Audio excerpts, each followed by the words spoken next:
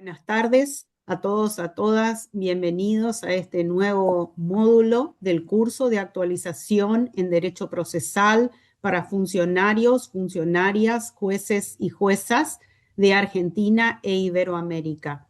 Esta propuesta es traída por el Instituto de Capacitación Judicial de las Provincias Argentinas y Ciudad Autónoma de Buenos Aires, el Instituto Reflejar, que depende de la Junta Federal de Cortes y Superiores Tribunales de Justicia, también de las provincias argentinas y Ciudad Autónoma de Buenos Aires. Este ciclo es coordinado por el doctor Daniel Olivares Yapur, ministro de la Corte de la provincia de San Juan, y en el día de hoy nos va a presentar un novedoso tema, como todos los anteriores, que es la admisibilidad de la prueba en materia penal. La charla de hoy estará a cargo de nuestro expositor de lujo invitado, el doctor Jorge Baclini. A continuación voy a pasar a presentarlo al expositor, sin antes recomendarles, por favor, que mantengan sus micrófonos apagados, que para el registro de la asistencia mantengan completa la planilla, el registro que vamos a poner en el chat. Y también si les surge alguna pregunta durante la exposición, que la guíen también a través del chat para que sea de una manera más ordenada y respetuosa hacia el expositor. Decía que antes de darle la palabra de bienvenida, que la va a dar el propio coordinador del curso, el doctor Olivares Yapur, vamos a presentar brevemente al expositor del día para no perdernos nada de la jornada. El doctor es abogado especializado en Derecho Penal y en la magistratura, es doctor en Derecho, es docente universitario en grado, posgrado y doctorado en diversas universidades. Es autor de numerosos libros y artículos jurídicos y en la actualidad se desempeña como ministro de la Corte Suprema de Justicia de la provincia de Santa Fe. Muchísimas gracias, doctor. Le cedo la palabra al doctor Olivares Yapur para las palabras de apertura de esta actividad. Bueno, muchas gracias, Alejandra. Además, el doctor es amigo mío y eso cuenta muchísimo. Es verdaderamente un honor tenerlo esta tarde al doctor Jorge Baclini, ministro de la Suprema Corte de Justicia de Santa Fe y además un académico, catedrático de grado y de posgrado. Sin duda alguna, este encuentro académico va a ser un éxito y vamos a aprender mucho de él.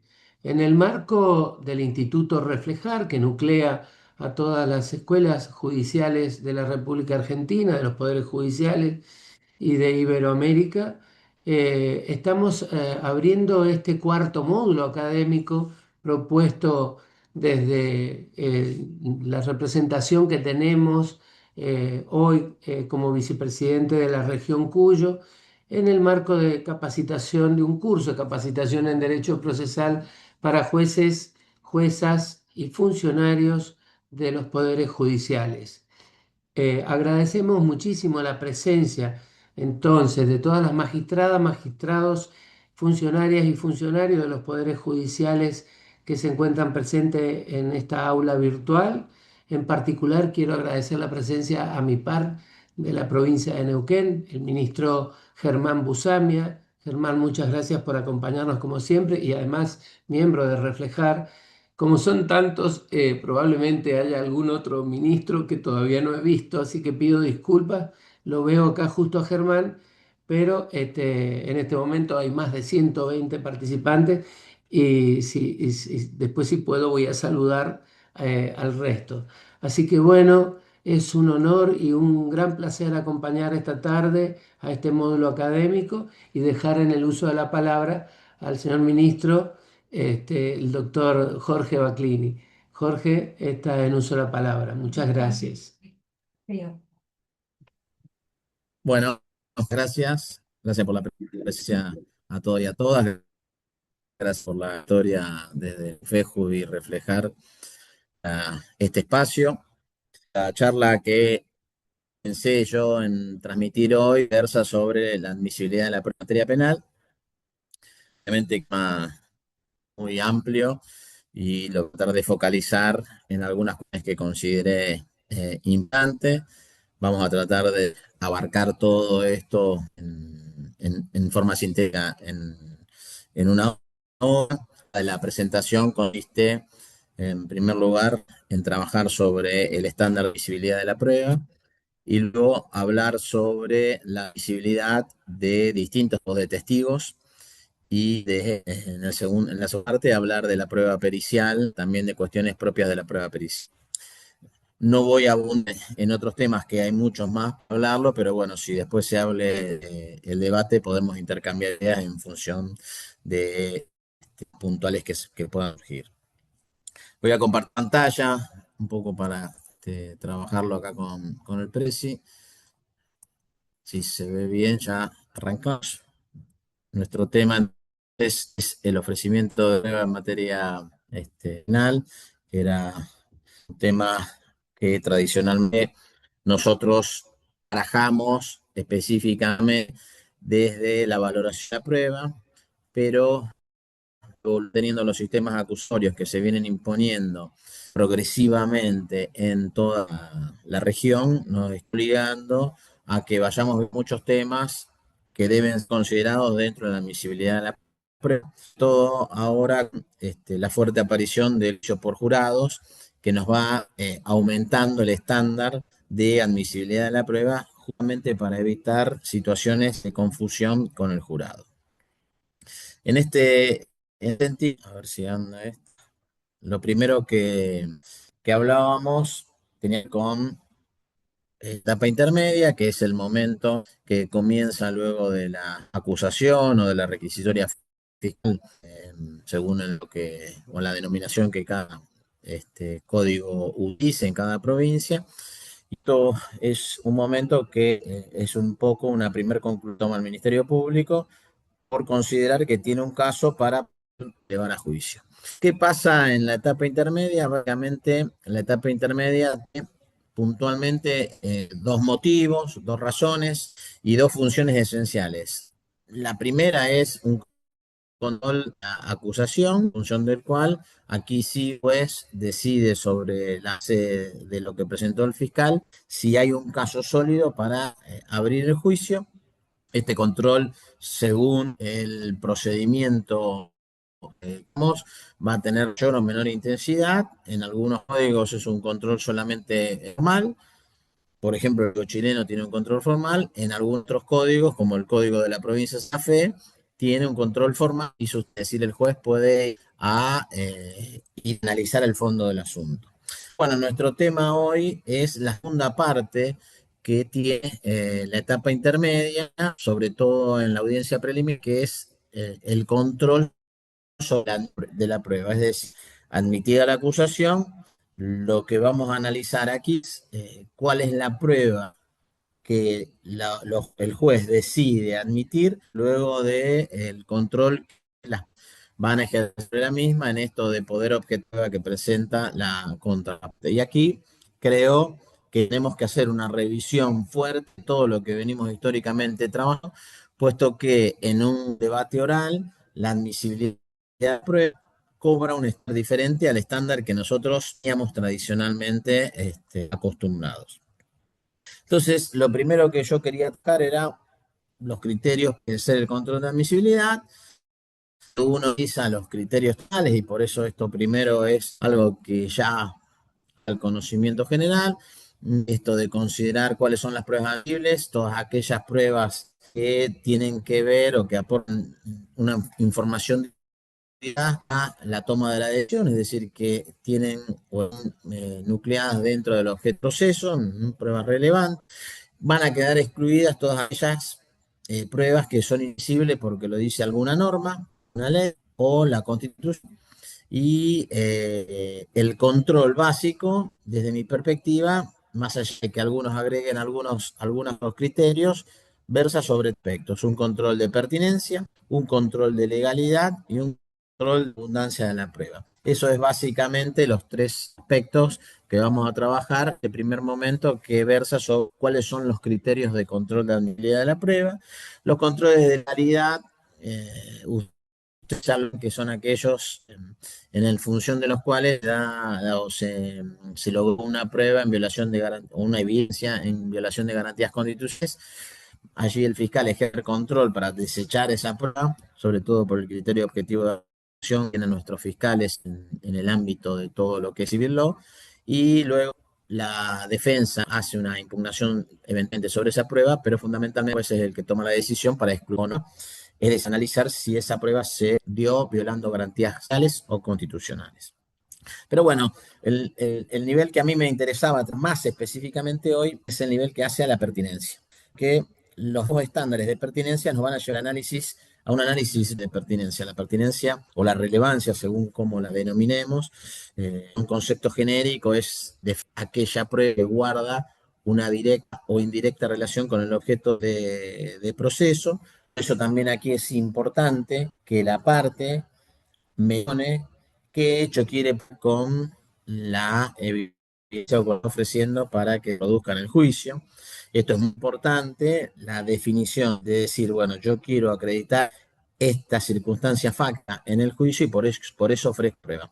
Esto nos va a llevar a una decisión que también tenemos que dar, no la vamos a dar hoy, pero podremos en otro momento trabajarla, es el Ministerio Público nos revela cuál es su teoría del caso, pero la defensa a este momento no nos ha revelado la teoría del caso. Es una acción que se da si la defensa está obligada a revelar la teoría del caso que tiene. Yo considero que sí, justamente porque la teoría del caso que la defensa nos ponga nos va a ser también para este criterio de admisibilidad y también en el juicio va a ser para definir muchos criterios, como puede ser un criterio relacionado con laciones. Todo lo que hace a los criterios de pertenencia o relevancia, creo que están más regulados en todas las normativas de los códigos. Normalmente todos los códigos siguen la misma línea que seguían los códigos procesales y textos que había en el sistema. Hemos modificado mucho nuestros códigos, pero en materia de lo que hemos hecho es cortar y pegar.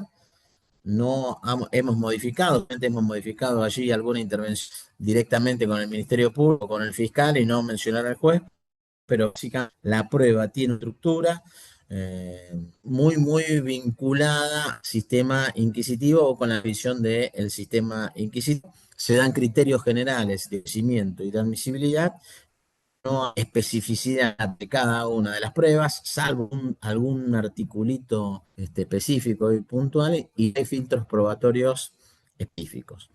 Nosotros trabajamos, para traer un ejemplo, nosotros trabajamos todo lo sea la evidencia de la prueba, en 3, 4 artículos que algunos códigos lo tratan en la parte general de la prueba, otros códigos lo tratan en la etapa intermedia y algunos códigos ponen un poquito de la admisibilidad de la parte general de la prueba y otros en la etapa intermedia.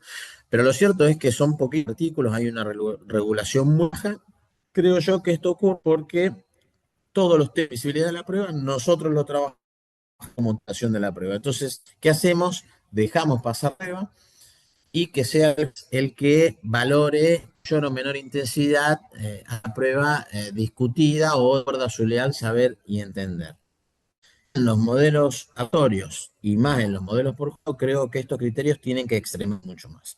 Yo traigo aquí como ejemplo que el Código de Evidencia de Puerto Rico trae en 12 artículos todo lo que hace a los criterios de relevancia de la prueba, y estos 12 artículos tienen una cantidad importante, es decir, trabaja bastante detalladamente todos los criterios de pertinencia y admisibilidad. No solamente los criterios generales, sino también los criterios particulares, es decir, aquellos que hacen una de las pruebas en específico.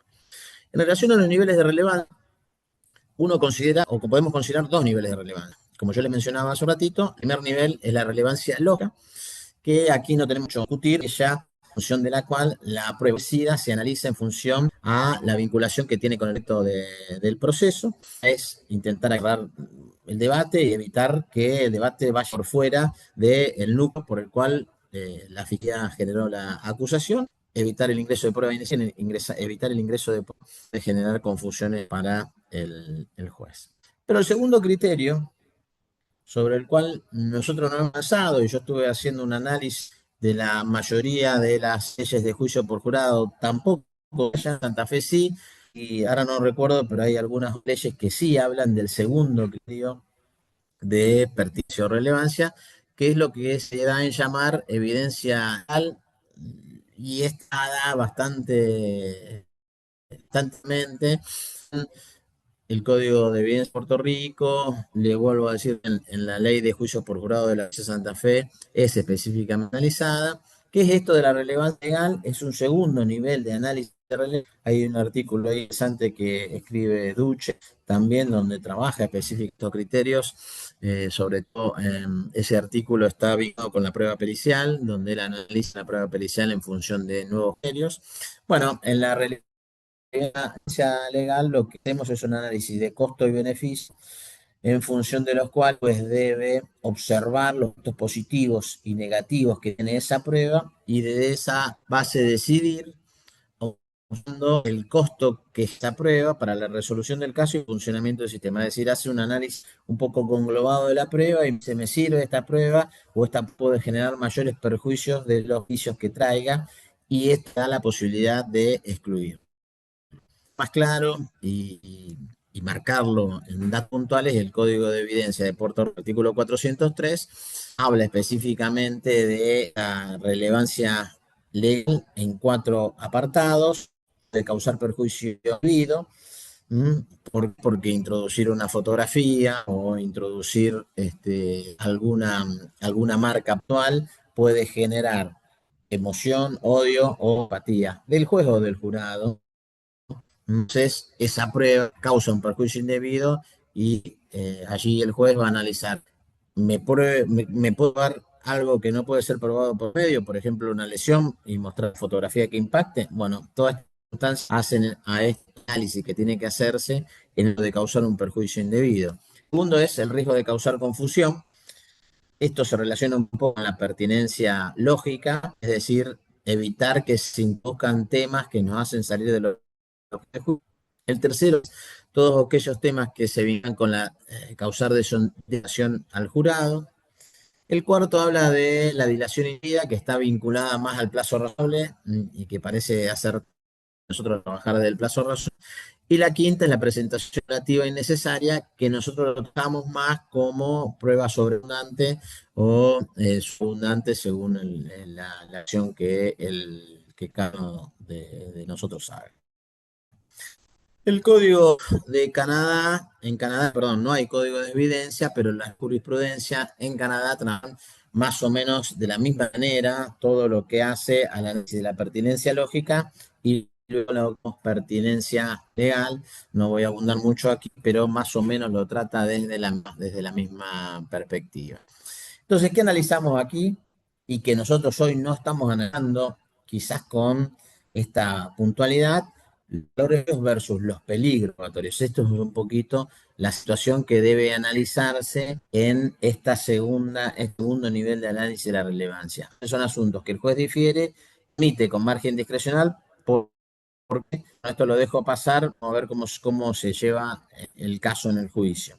Específicamente, focalizándolo, son estas 4 circunstancias que se analizan en la abstinencia legal: peligros de hechos expuestos, despido indebidamente, sentimientos como perjuicio, hostilidad y simpatía, probabilidad que la prueba y la contraprueba que se genera creen en una situación secundaria que distraiga y no permite al jurado, probabilidad y la contraprueba con tiempo excesivo, y peligro de que surja algo hilado o improcedente dirigido a la parte contraria, que no haber motivos razonables para anticipar la prueba, no esté preparado para enfrentar. Esto daría lugar, normalmente, si se presenta algo y el juez decide admitirlo, que se abra un espacio para que las partes puedan preparar una contraprueba o preparar una situación específica y puntual. Entonces, lo primero en esto de la pertinencia es este segundo nivel de análisis de pertinencia, que nosotros no lo tenemos tan definido como sí viene definido en el Common Law. Para terminar un poco en este tema de la pertinencia, sí me gustaría acá algo que es muy importante, y lo traigo porque aquí en la provincia de Santa Fe son discusiones que se vinieron dando y que una solución desde mi punto de vista satisfactoria a este tipo de controles. Quiero decir para algo que ya dije antes es la parte, sí o sí, debe indicar la circunstancia que pretende probar con la prueba. Santa Fe lo regula específicamente en uno del artículo 299. Tengo claro si todos los códigos lo regulan, pero mismamente importante que al análisis de la pertinencia, uno o la parte deba específicamente remarcar qué quiere acreditar con esa circunstancia. Esto va a permitir que el análisis sea más punto específico sobre la pertinencia o la impertinencia, de lo contrario entramos en un nivel de sorpresas, que puede ingresar una prueba sin control, y sin control genera la posibilidad de manipulación anterior, además que es una prueba de baja calidad. También esta situación nos va a llevar a otro tipo de input, si se quiere, es decir, la tiene que presentar solamente la constancia que con ese testigo quiere, y a su vez debe indicar o no toda la línea de interrogación que puede realizar sobre ese testigo. O solo algunas y después en el debate. Pero en el debate nos puede decir, yo traje este testigo para acreditar que condiciones de visibilidad terminas. Sin embargo, luego el debate nos trae ese testigo y de sorpresa dice que ese testigo vio las circunstancias del hecho y para eso no había sido oportunamente propuesto. Podemos avanzar sobre el de preguntas. Esto particularmente no estoy de acuerdo, me parece que esto de las reglas del fair play obligan a que la parte tenga que decir todas las circunstancias que quiera probar con ese testigo y esto hace a las líneas de interrogación, juicio, la parte va a poder específicamente generar. Luego llegamos al nivel de sobreabundancia o utilidad. Esto no mayores, que otro de los niveles de control de la pertinencia y el resto la sobreabundancia o la utilidad de la prueba. La idea y lo que tradicionalmente decimos es poder probar un hecho, se deben admitir solamente los medios probatorios y cuando de hecho ya lo probó con uno o dos medios probatorios pertinentes, no tendría sentido acreditarlo con 5 testigos más. Esto es lo que nosotros tradicionalmente. El problema es que la parte no tiene por ahí pleno conocimiento de cuál testigo va a ser más idóneo para acreditar una circunstancia fáctica determinada, y puede que el testigo que yo oferté 5 testigos, el juez me admitió 2, y esos 2 testigos en el juicio no fueron más idóneos para acreditarme la circunstancia fáctica, y me encuentro con la imposibilidad de los 3 testigos para que me definan circunstancias. Desde mi punto de vista, esto de la sobreabundancia o superabundancia es un tema bastante complejo que tiene que tener claro si la parte está marcando una posibilidad de que ingresen todos los testigos al juicio, y que si luego el hecho fue acreditado con los 2 primeros testigos que ofrece, ya los otros serían innecesarios y debería desistirlos ya dentro del juicio. Esta situación, desde mi punto de vista, de mayor permisividad que el juez debiera hacer con las partes. Voy yendo rápido con algunas, así nos metemos en el núcleo de las pruebas específicas. Lo primero es que hablamos es de testigos, vamos a hablar de un abanico de gamas de testigos que pueden ir dando, entran dentro de la admisibilidad. El testigo, bueno, todos sabemos que es la persona que tomó conocimientos, sentidos de circunstancia vinculada con el objeto del proceso. Nuestro problema va a ser de que vamos a encontrar en la admisibilidad de la prueba distintas circunstancias que se pueden dar con el testigo. Un primer tipo de testigos de aquí es el llamado testigo hostil. Normalmente el testigo hostil es un testigo que lo va a identificar ya en el juicio. Entonces allí obviamente no vamos a tener problemas de visibilidad, porque ese testigo ya pasó y como un testigo amigable aparte, y es un testigo que dio vuelta en el juicio. Ese es el testigo hostil por naturaleza o de la conceptualización. Sin embargo, puede haber otro tipo de testigo hostil, que es aquel en el cual yo sé que el testigo no es amigable a mi parte, sino que es amigable a la teoría del caso de la contraparte. Sin embargo, yo ofrecer a ese testigo como prueba para sacar pequeña porción de información que me interesa del testigo diga en juicio. Lo tengo que ofrecer como testigo hostil porque no quiero que este testigo me vuelva a repetir todo el examen directo que fuese a la contraparte. Este es el tipo de testigo hostil de cual estoy ahora y que entra dentro del ofrecimiento de prueba y al entrar dentro del ofrecimiento de prueba la parte debería ofrecerlo como testigo, contrainterrogarlo a través de preguntas sugestivas. Acá tenemos un gran problema, esencialmente, con el testigo hostil. Básicamente que la mayoría de códigos no regulan el testigo. Al no regular el testigo hostil, nos encontramos con la básicamente donde no podemos avanzar sobre esta regulación y dice, bueno, que los códigos empiecen a regular, pero también sería bueno que por las prácticas propias de la litigación, por la formación de calidad, se pueda generar testigos con este tipo de metodología. Un testigo hostil nos va a permitir, de acuerdo, por ejemplo, a la regla 611, la regla federal de 611, que es el testigo directo que muestra una hostilidad evidente, el abogado le puede solicitar al juez que lo trate como testigo hostil, el juez allí empieza a autorizar el uso de preguntas sugestivas como examen directo. ¿Mm?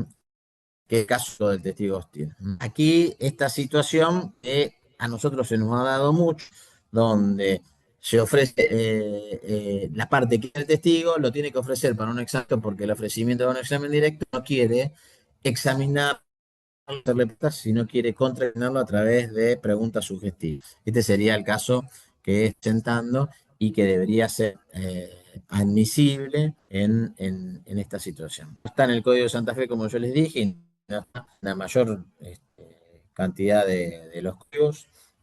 El testigo hostil es un testigo que ha sido reconocido ya por la Corte de Estados Unidos, en el caso Chambers de 1973, la que Chambers tuvo un juicio justo porque no se le permitió dar un trato de testigo a McDonald, que era el tío que había declarado en su contra. Ya la Corte de Canadá había establecido también en el estrado y sus respuestas son suficientes para que el juez de la hostilidad y genere un interrogatorio cruzado.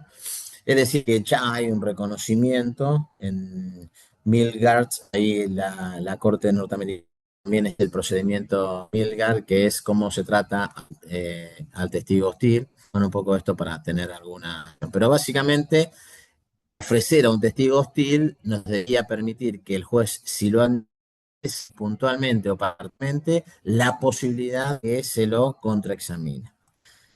El segundo tipo de testigos que quería tratar dentro de lo que es ofrecimiento de prueba es el llamado testigo de oídas, testigo de diferencias, el testigo de que puntualmente dentro de la investigación no genera ningún tipo de problemas, que el Ministerio Público puede valerse de la información que proveen estos testigos, entre comillas testigos, a partir de decisión de baja calidad. ¿Por qué? Porque una investigación se debe nutrir necesariamente de la mayor cantidad de información posible y la policía y la fiscalía necesariamente tiene que tomar de relatos que le pueden servir o le pueden dar utilidad para poder tener claro cuál fue la metodología, cómo fue que el hecho ocurrió, para después avanzar sobre cómo puedo lograr evidencia para creer ese hecho.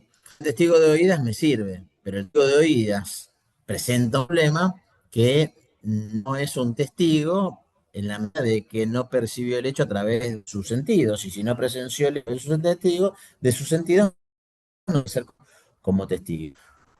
Y allí te testigo más que testigo informante. Un informante en términos de me va a dar información a todas las investigaciones, pero me va a dar información investigación y el mismo trato que tiene un informante. Lo necesario para modificar esta relación de un testigo de oídas con un informante es que el testigo de oídas o testigo de referencia no entiendo quién fue la persona que le dio la información. Esto es lo más importante. ¿Y por qué el testigo de oídas es un testigo crítico y tiene que tener o hacernos mucho ruido en la comicidad de la porque traer a alguien que nos va a decir que tal persona es o no responsable de un hecho, sin haberlo presenciado a través de sus sentidos. No tiene una información de primera mano. Y esto genera de que no permite contradecir pruebas, es decir, no le va a permitir a la contraparte poder objetar a esa prueba. Por eso es un tema que debe tratarse necesariamente en admisibilidad. Entre nosotros es una prueba que no está regulada. Entre nosotros es una prueba que no está regulada y existe una fuerte tendencia a darlas, normalmente porque es técnico y consideran esto como un tema de valoración, pero es una valoración contaminada, podemos ver, por eso hay que tener mucho cuidado en la admisión de los testigos de referencia, testigos de oídas. Por eso, ¿cuál sería el estándar a considerar? Identificar de quién es la referencia o de quién fue la persona que le brindó esa información, de quién es la fuente, porque si no tenemos a un informante. El Tribunal de España ya en 1998 dijo que no pueden ser tenidos en cuenta como fuente de porque no hay posibilidad de contradecir la prueba. Es decir, hay un estándar alto que marca el Tribunal Supremo Español. En el derecho o en el sistema anglosajón existe la regla Hertz. Son afirmaciones de segunda mano, el testigo no las percibió, esto es de que le resten credibilidad. Y no se aceptan si la fuente no está presente. Pero, y esto es importante remarcarlo, porque son situaciones que a diario, y justamente nosotros estábamos analizando un caso similar, donde en una violencia de género, la mujer había sido quemada y estuvo 30 días viva, y en esos días habló con unas personas puntuales, y uno dice, bueno, y esas personas quienes la mujer le contó quién había sido el autor, ¿las tenemos que aceptar o no se prueba? O no, porque la referencia no está, pero la referencia es cada. Entonces, sabiamente, en el sistema anglosajón se establece esta regla de que se convierte así, sí, el tema de que admitimos la prueba, pero se convierte en una de admisibilidad. Cuando la persona morir, o cuando él se cree morir, esto es un homicidio. Cuando la persona declara en contra de su interés, cuando hay admisión de culpa de la persona, obviamente que todo esto puede ser manipulado con la policía, ¿no? O en los casos de la trasladada, si reexaminado en el otro proceso y ahora no está disponible. Es decir, tenemos testigos sobre el mismo objeto de proceso, declaró, por ejemplo, el sede civil, el sede administrativo, y ahora lo tenemos disponible, podemos tomar esa decisión vertida en el otro juicio, siempre que haya sido de contra examen. Esto, ¿cómo se ha utilizado? ¿Cómo se llama? Acá tenemos un problema porque se utiliza a partir de que la persona le confiesa, o sea, viene y me dice, me confesó que él fue el autor. A veces se infiltra un compañero de celda, sobre todo en el sistema, uno lo ve en la escuela, de que la cita al compañero de celda. Esto es un problema que obviamente hay que ir analizando. Pero bueno, el testigo de vidas, en la Corte de Estados Unidos hay un fallo conjunto que es de 2006, estableció algunos lineamientos en función a las declaraciones hechas a la policía. Cuando da una versión a la policía, dice que son declaraciones testimoniales y violan la cláusula de confrontación si la víctima no testifica, excepto esto, si el propósito principal del interrogatorio es lidiar con la audiencia en curso. Allí la Corte Norteamericana, en estos dos casos, en Hunt y en Davis, hizo un lineamiento distinguiendo los puntos en 2006, aprovechó para sacarlos juntos, estableció esta diferencia entre si son declaraciones testimoniales o son situaciones de emergencia en curso. En Davis versus Washington dijo la Corte que una llama a 911, a 911 durante un ataque de violencia doméstica en desarrollo no es declaración testimonial, porque los operadores de emergencia buscan proteger a la víctima, por lo que las declaraciones pueden ser admitidas como prueba en el juicio. Eso sí les va a declarar. Aquí da un stand donde no considera testimonial a estación de 911, pero en Hammond la Corte determinó que las declaraciones tomadas por la policía cuando llegaron a la casa, la ciudad bajo control, son declaraciones testimoniales y no pueden ser admitidas si no viene víctima. Allí hay una situación distinta, diferente entre los dos supuestos, puesto de que no es testimonial porque era una situación de emergencia, y en el otro caso, donde había cesado la situación de emergencia, es una declaración testimonial. ¿Qué pasa en estos casos? Obviamente no está la víctima disponible para poder citarla a juicio, entonces admitimos la grabación en un caso y en el caso con la declaración de los policías que le tomaron declaración justamente por por esta situación. Testigos en blanco. Bueno, esto es una categoría que inventamos nosotros, que surgió un poco de la situación práctica y que se da un poco en lo que marcaba al inicio. Son testigos ofrecidos sin que la parte se datos de identidad y o el motivo por el cual ese testigo es ofrecido. Aquí tenemos dos situaciones. Testigo en blanco es un testigo que no sabemos, ¿podemos aceptarlo? No, acá en Rosario me lo aceptaron. Era una situación crítica.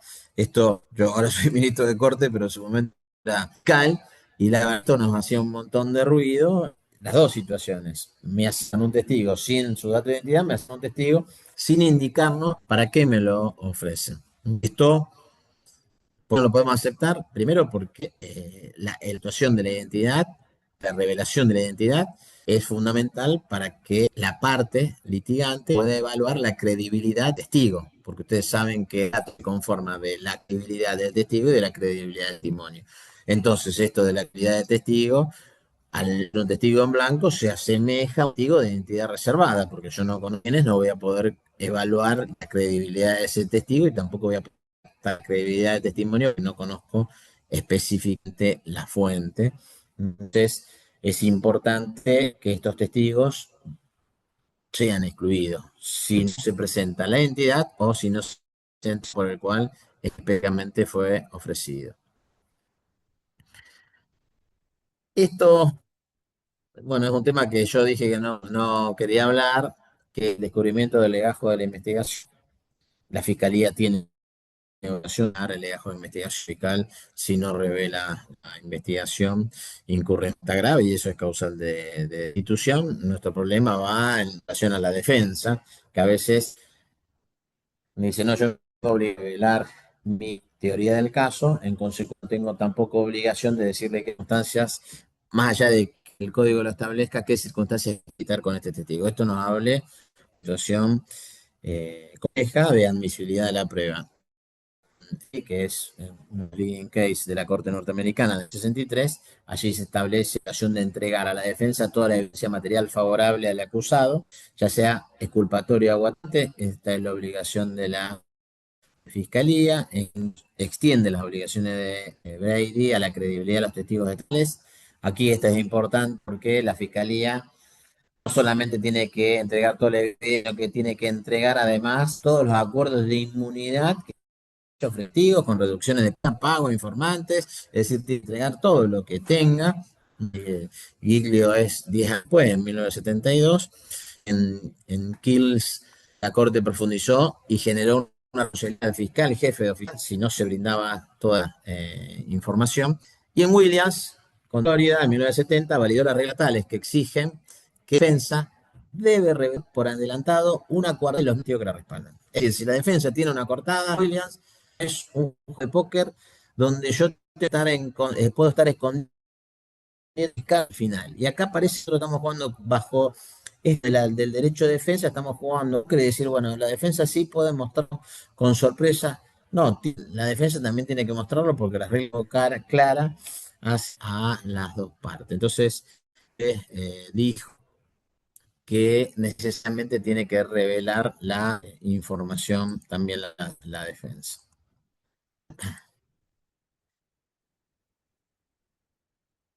Pasamos a testigos de carácter, testigos de concepto, tan clientes entre nosotros y que tan levemente los terminamos aceptando.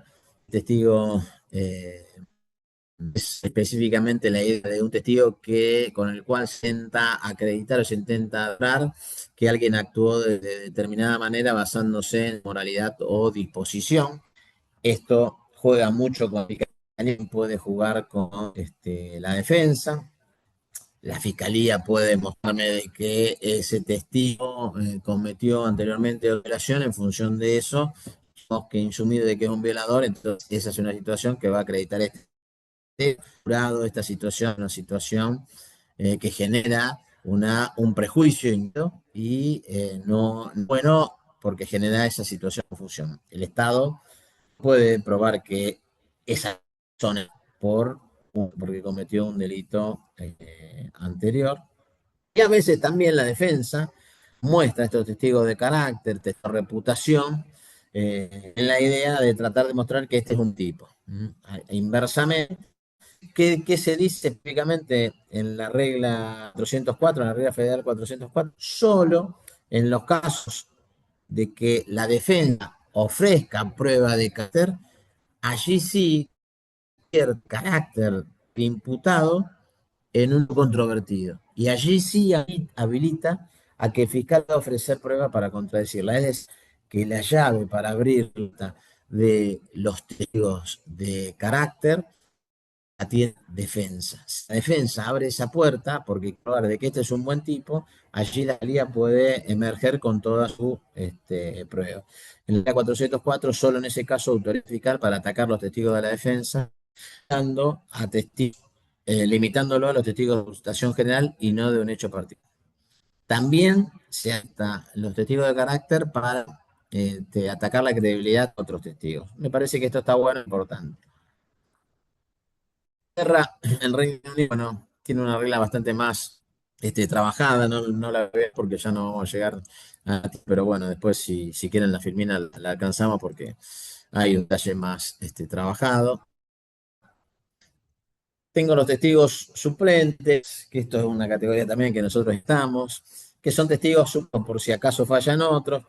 Se da mucho con, por ejemplo, el personal de gendarmería, presentar baja en el lugar y que al momento de derecho quizás no esté presente y esté trasladado a otro lugar, entonces uno le ofrece al juez los 5 que actuaron en la idea de que van a estar presentes 2 y todos ya declaran de todos los otros 3. Por eso le damos testigo suplente, porque el juez, como no sabemos cuál de todos los testigos va a estar presente al momento del juicio, genera una especie de admisibilidad adicional que me parece que aquí en situación de percibilidad, la idea de que después se puedan desistir de ellos. Y después entramos a los testigos de reservada, que es una clase de testigos que también da el derecho a la confrontación o el derecho de defensa, el derecho a atacar la credibilidad del testigo, justamente porque no sabemos quién es el testigo, entonces no sé si tiene algún prejuicio o no a la paz. Esto también ya fue tratado por la Corte Interamericana de los Derechos Humanos. En el caso Catrimán, yo me acuerdo porque fui a Chile en ese momento, un poquito antes, fui mucho la atención que en Chile se establecía en aquel momento, no estoy hablando año 2011, 12 que yo fui, fuimos a un juicio y el testigo declaraba a través de un biombo. Y yo digo, ¿qué es esto? Y esto para protección.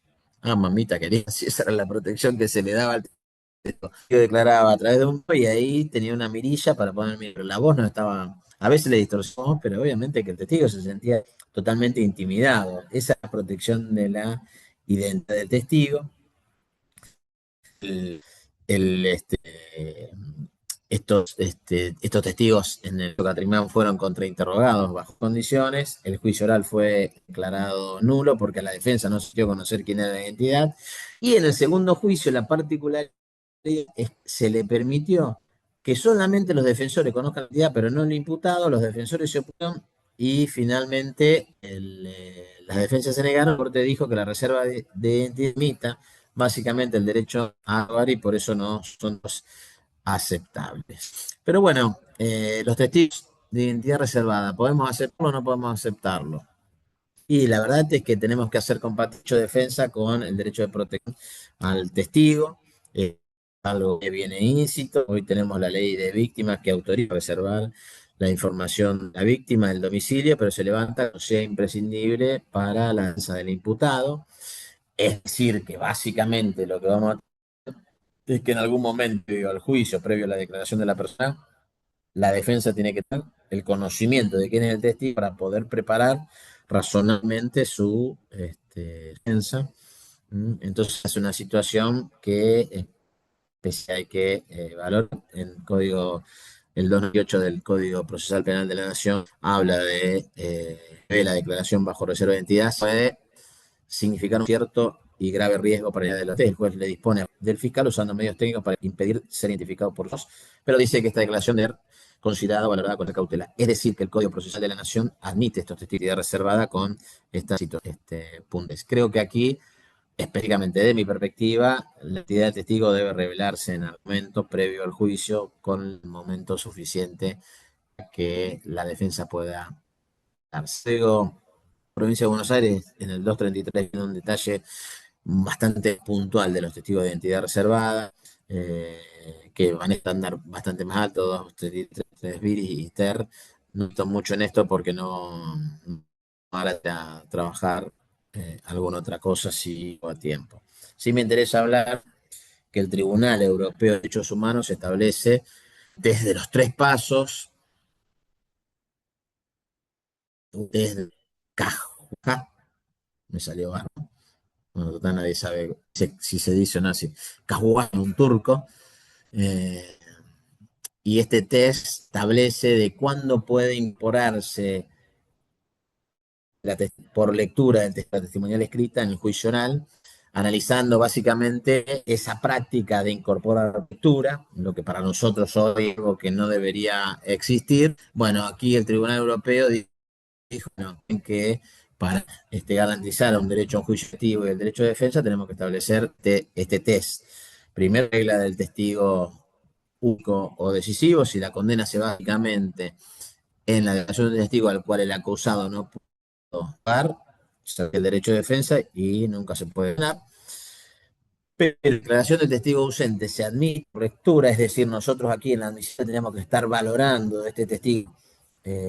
Básicamente, si podemos entrar la declaración por lectura, ¿qué dice el europeo? Una buena razón para la ausencia. Primero debe estar justificada la ausencia, por ejemplo, por muerte, que es eso de alcahuaja, o por miedo, que es el caso. Y esto debe estar fundado en bases objetivas. Obviamente el miedo es fundado en bases objetivas. Segundo, este test, que sea el último recurso. Si la ausencia es miedo, se debe asegurar que no existan alternativas, como buscar el medidas especiales. El tercer requisito que establece el Tribunal Europeo en este test es factores de compensación. Si la prueba es única o decisiva, solo será compatible con la Convención Europea si suficientes factores de peso y contrapeso o fuertes salvaguardas procedimentales para asegurar la fiabilidad de la evidencia y la equidad de un juicio. Bueno, esto sería un poco el manejo de todos los testigos. Solo me tomo 10 minutitos más, Alejandra y Daniel, hablar de los peritos. No quiero ser incongruente con el tiempo, salvo que me quieran No, seguir. doctor, por Seguimos, bueno. favor, adelante. Bueno, los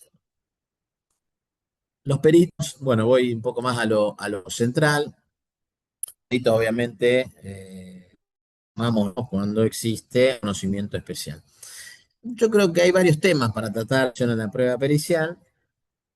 Tenemos una situación en las pericias químicas, tenemos una situación en los peritos para credibilidad de testimonio, tenemos una situación propia de la basura o de la ciencia que está efectivamente probada como ciencia.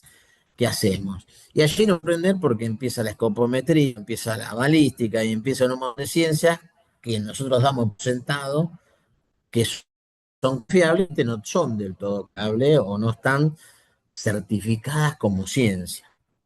Buen dato para mencionar aquí es la serie que es sobre un base de un hecho real, Calera, muy buena, que trae, justamente se analiza la ciencia basura, donde se observa que se condena a personas en función de un dictamen del rito del FBI, que es una especie de dictamen escopométrico, que por 1000 veces era la conclusión que querían llegar. Está bueno para mirarla. Yo no sé si fue el autor, creo que sí, pero bueno, de acuerdo serie, ¿no? Bueno, lo primero que analiza es los peritos para acreditar la credibilidad de los textos. Esto es algo muy usado, un fuerte uso de los peritos a los que acreditar que el testimonio de una víctima o de un imputado es creíble, sobre todo en las víctimas de menores de edad o las víctimas de delitos sexuales.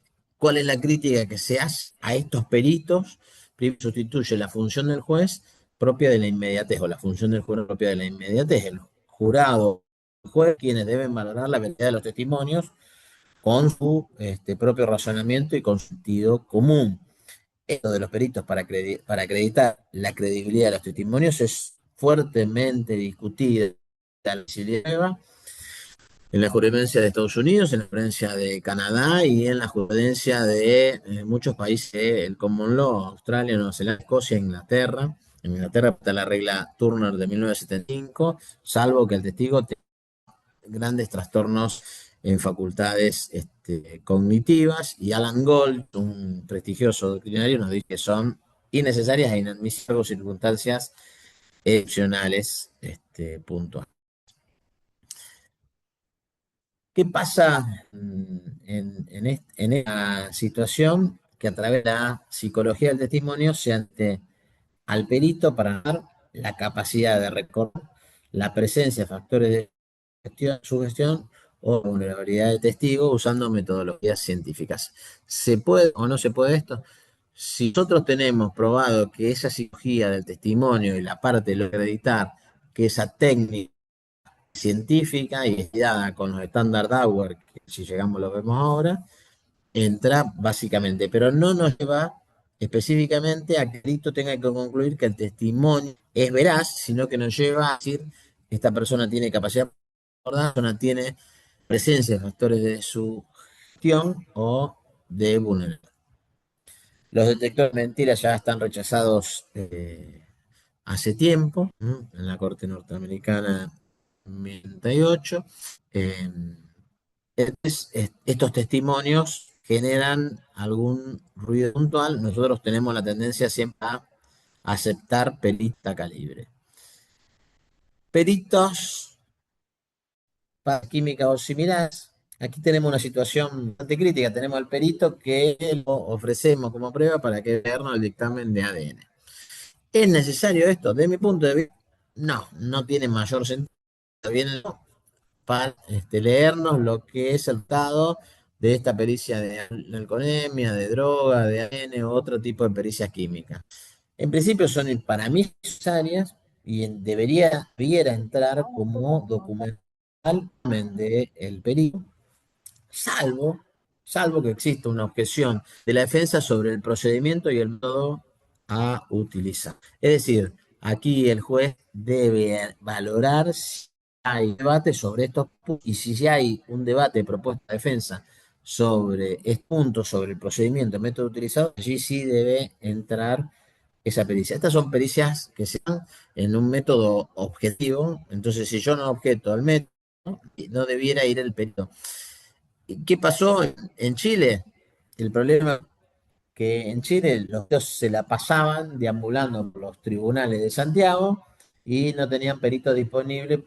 Esto fue una dilación en un montón de periciales porque el perito los la pasaban declarando y no volvía a la sala. Esto provocó modificación del 315 del Código chileno, donde dijo que de manera excepcional las pericias consistentes en análisis de alcoholemia, ADN y callen sobre sustancias estupefacientes podrán ser incorporadas mediante la solicitud del informe respectivo. Sin embargo, buena parte lo solicitara fundadamente, la apariencia del testigo no podrá ser sustituida por el informe. Esto en Chile es razonable por el colapso que se provocó. Yo creo que también hay una visión objetiva de que es innecesario el perito porque no estoy objetando prácticamente la pericia y esto debería entrar como una convención probatoria también.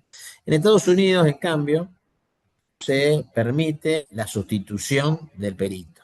Aquí tenemos una gama de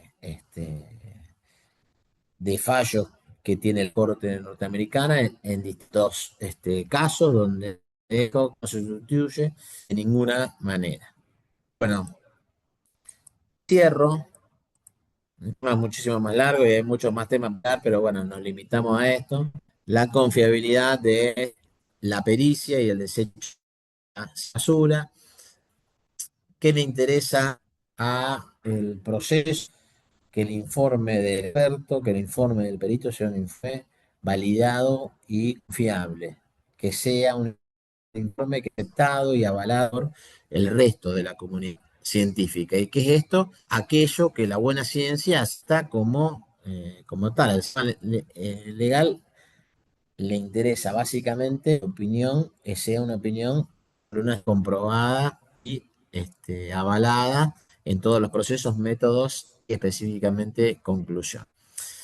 En Estados Unidos arrancó y entró toda la ciencia, todas las conclusiones, hasta que la Corte dictó el fallo Frie de 1923, que fue un avance que puso énfasis en la información que fundamenta, que dice el experto, es fundamental la información que dice el experto y no el sujeto que brinda dicha información. Esto fue el primer estándar que estableció la Corte norteamericana, pero que después fue trayendo un montón de dudas, qué es de conocimiento específica, cómo la información del experto. Y no, básicamente Frie fue dirigido por todos los tribunales estaduales hasta que se llega al estándar Tower, que es el estándar que tiene vigencia específica con el complemento de que es un caso posterior que es aplicable a todos los peritajes en general. En Dauer básicamente se establece cuatro factores de la cientificidad afirmatoria.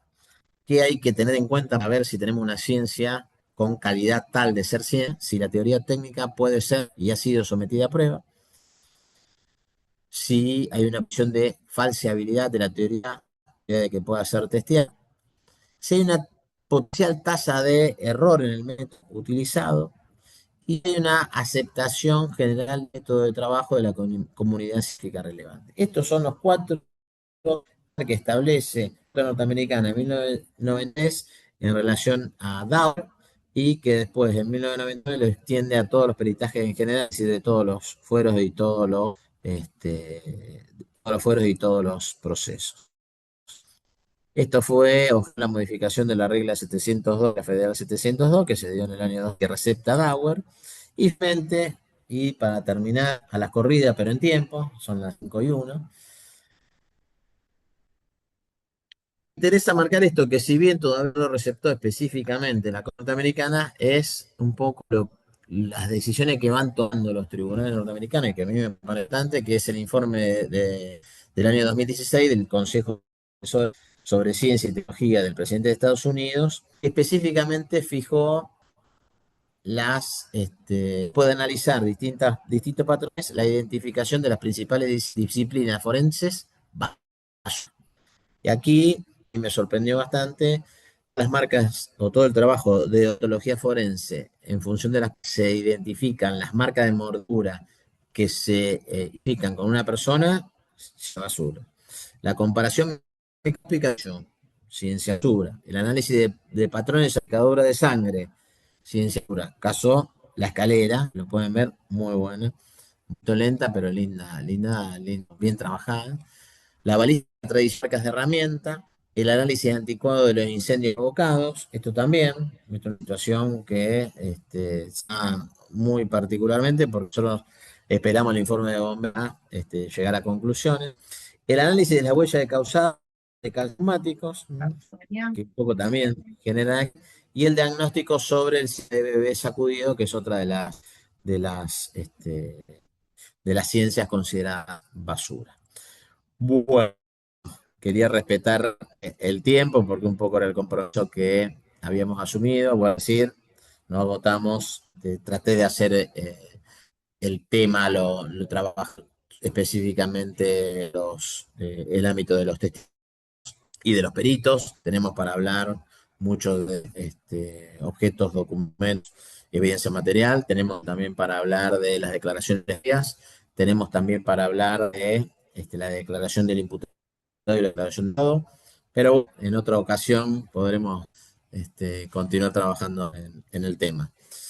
Yo les agradezco la presencia y quedo a disposición para las preguntas que se quieran formular.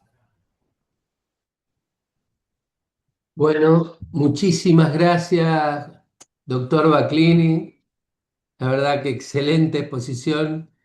Nos dan ganas de continuar porque realmente eh, nos ha ilustrado de una manera espectacular respecto de todas las vicisitudes que a uno le parece en principio que son muy sencillas y la verdad que son altamente complejas respecto a la pertinencia y admisibilidad de la prueba. Así que bueno, yo me voy a permitir leer algunas preguntas que nos han formulado por el chat y otras por privado. Eh, la primera de ellas la formula la licenciada Laura Ferreira respecto de los organismos auxiliares como las oficinas de atención a la víctima y teniendo en cuenta que no solo asiste, sino que también elabora informes sobre la vulnerabilidad y es impacto del delito. ¿Cuál considera que debe ser el valor probatorio de estos informes técnicos en la audiencia preliminar y en el juicio? Bueno, sí, inicialmente tenemos un problema de admisibilidad.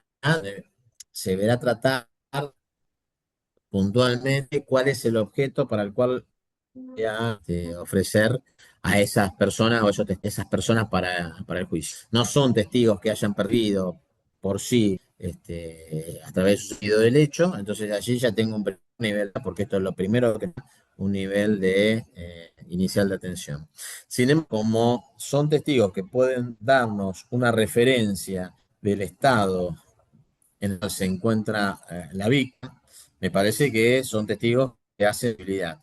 Obviamente que hay dos niveles de análisis en este tipo de testigos. Un primer nivel de análisis que hace a cómo ven, cómo ponen el hecho, y esto no es un nivel de valoración fuerte, porque no es en el hecho, sino que trabaja en función de una deducción de lo que le dijo el testigo. Pero sí nos sirve mucho cuantificar específicamente cuáles fueron las consecuencias que uno advierte que tiene la víctima en el contexto, ¿no? Bueno, hacemos otra pregunta, doctor Baclini. ¿Cuál es el límite en cuanto al aporte probatorio cuando el hecho es complejo? ¿Cree usted que el juez debe tener un criterio amplio de admisibilidad?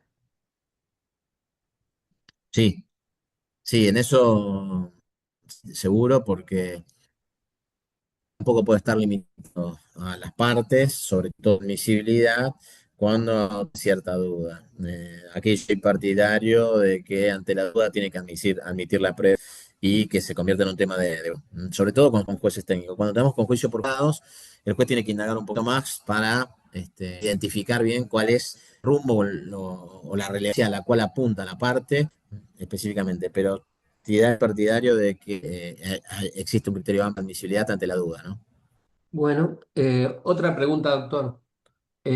¿Cuál es la valoración que debe hacerse respecto de la explicación del perito técnico, científico, en hechos complejos como por ejemplo la pericia informática? Perdón, no te bien. Es, repito la pregunta. ¿Cuál es la valoración que debe hacerse Sí. respecto de la explicación del perito técnico científico en hechos complejos como por ejemplo la pericia informática?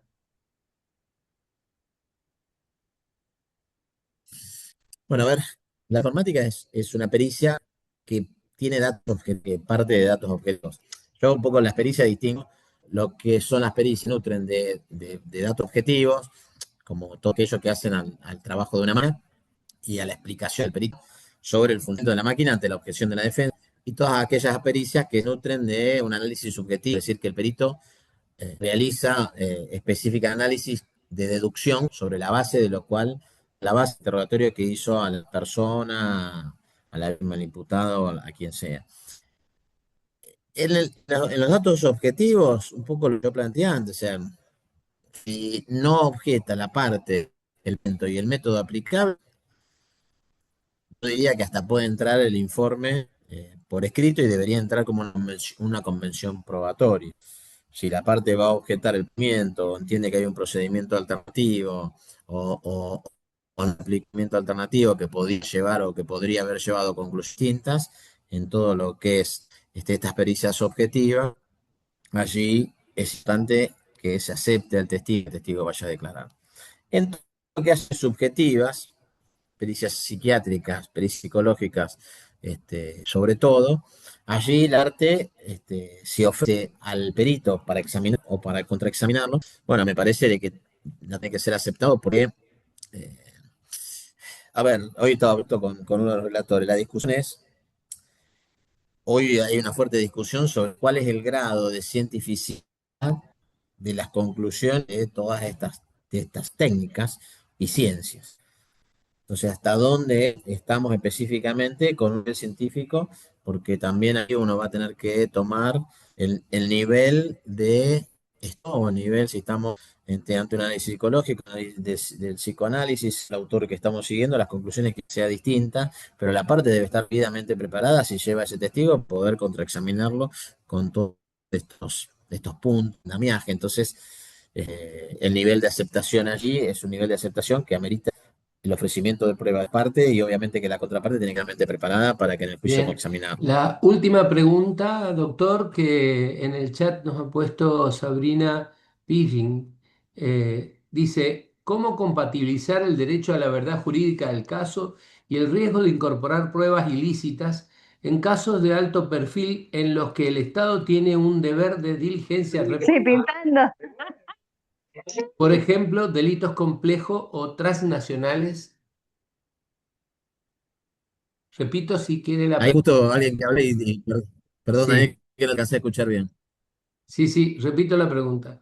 ¿Cómo Sí. compatibilizar el derecho a la verdad jurídica del caso y el riesgo de incorporar pruebas ilícitas en casos de alto perfil en los que el Estado tiene un deber de diligencia reforzada? Por ejemplo, en los delitos complejos o transnacionales.